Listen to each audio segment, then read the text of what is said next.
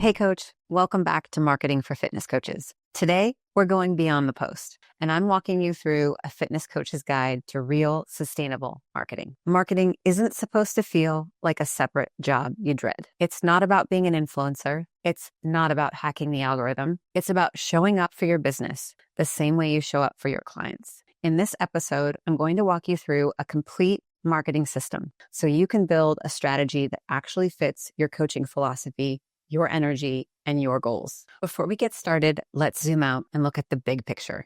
Let's start with one of the most common questions I hear from coaches, especially those running their own remote practice. And that's, what do I actually do to get clients besides just posting on Instagram? And listen, I get it. Posting can feel like a grind. And if you don't have the systems behind it, it often doesn't lead to much. You didn't become a coach to become a marketer, but you now know that marketing is part of your business. So today's episode, I want to reframe how you approach it and walk you through 5 real sustainable ways to build a system that supports growth and feels natural to who you are. But let's start with the mindset shift that underpins everything. The biggest challenge in marketing isn't tactical, it's psychological. Most coaches don't struggle because they don't know what to post. They struggle because marketing feels disconnected from what they actually care about: coaching, relationships, results. I feel like many of the coaches I speak with, you didn't get into this to become a salesperson. You got into coaching to help people, to serve, to guide. So here's the shift. Marketing is not a sales pitch. It's an extension of your coaching practice. It's how you build trust before someone ever talks to you. It's how you educate before they commit. It's how you guide them before they say yes. And just like coaching, marketing becomes way more effective when you treat it like a system. So let's go over the 5-part marketing system that I teach to coaches. As I go through each piece, I'll explain what it is, why it matters, and how you can start applying it. You'll find a companion blog in the show notes to follow along, and we'll break each of these steps down in upcoming episodes. But for right now, I want to zoom out. I want you to think about the bigger picture of the system, because without it, you're not building a business, you're just creating noise. And I want us to fix that.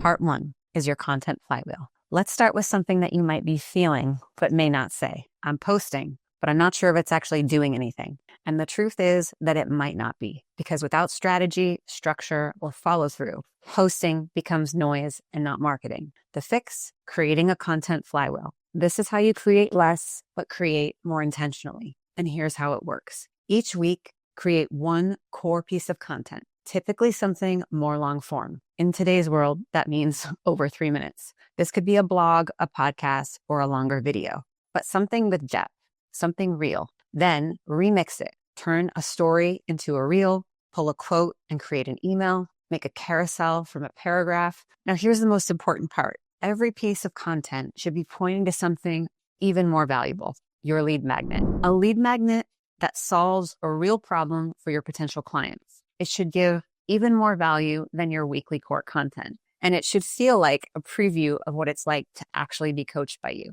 That lead magnet gives people a reason to opt in, and you the ability to collect contact information. And now they're in your world. From there, your nurture system takes over. You keep showing up with value, trust, and guidance until they're ready for a consult. Now we've got movement. That's the flywheel. Each piece feeds the next. And when it spins, it's way easier to keep going. Your content now has purpose. And that's what inbound lead flow looks like. Part 2 of the system is what I call a 2-part content workflow. This is how you actually make the content that feeds your flywheel without turning into a full-time content creator. The 2 parts: daily capture and strategic batching days. Daily capture. Document while you coach. You don't overthink it. It isn't staged. It's real. And that's why it builds trust. Grab screenshots of client wins. Record looms while programming. I know most of you are already doing this. Take some B-roll of your workday.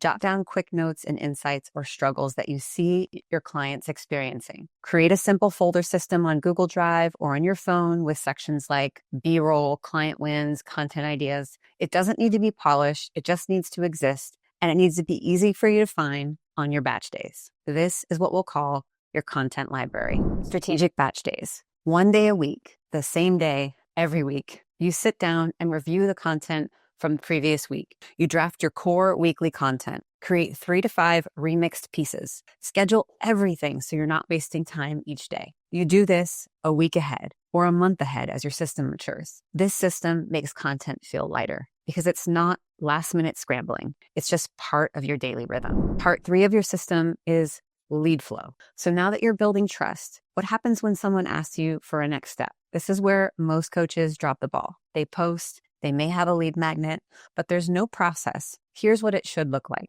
A lead magnet that offers real value in exchange for email and phone number. A nurture flow that helps build the relationship. A clear invitation to a consult call. A coaching offer that fits where they are. A downsell option for those who are not yet ready. Ongoing nurture, because most leads convert much later. Track your leads, know who's taken what step, coach them before they're even a client. This isn't a funnel, it's a relationship. Think of it as coaching before the coaching begins. Part 4 of your system is rethinking local. Even if you coach online, local still matters. It's not about geography, it's about relational proximity. Here's what to do. Use city-based location tags or hashtags. Engage with people in your area online. Add your city to your bio. Create a Google business page. Partner with local businesses. Offer local webinars and collabs with nearby gyms. And wherever you are, in the gym, the grocery store, coffee shops, be open, be friendly, be social. This builds trust. This builds community. This builds your brand. Part 5 of your system is all about referrals. Referrals are not just a nice bonus. They're a lever, and they work best when they're intentional. They should be a core part of your business growth strategy because you're in a relationship business. You should know what's going on in your clients' lives. You should offer help, resources, connections, even outside of fitness. If you lead with generosity, referrals will become reciprocal. And when someone asks you how they can help you in return, you should have a clear and easy way for them to do that. A referral form, a testimonial prompt, a video review process, and systems that turn client wins into content. Don't hope for referrals. Build a culture where they happen. Now you have a framework, a real system. This isn't about posting and hoping. It's about building momentum and doing it in a way that fits you.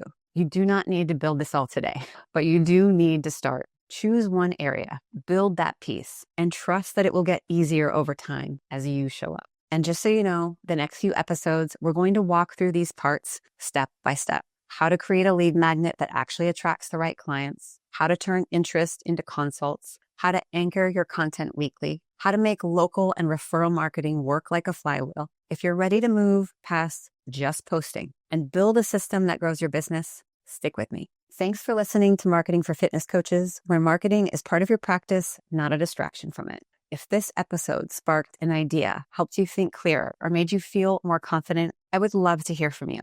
Find me on Instagram at Miss Candace Dixon or at CoachRx.app, or comment anywhere you see this video or listen to this podcast. And don't forget, companion blogs are in your show notes with extra tips, tools, and links to help you take action. This podcast is part of the CoachRx Podcast Network, a collection of shows elevating the coaching conversation. Tap the link near this description to explore more of the shows in our lineup. Until next time, keep coaching, keep connecting, and I will catch you in the next episode.